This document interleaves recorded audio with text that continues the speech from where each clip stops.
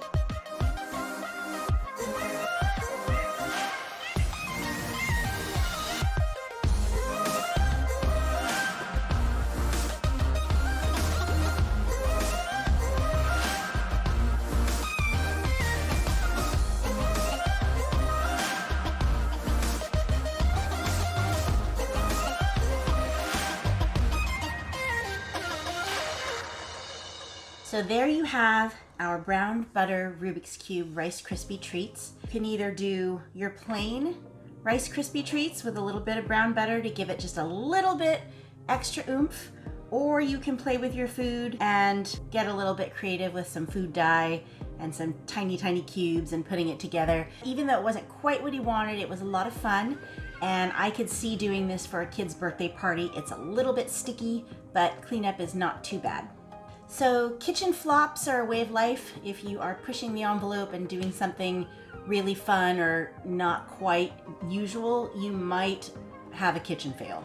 So I would love to hear if you've had a great idea that you tried to do and it didn't quite work out the way you wanted. Leave me a comment below.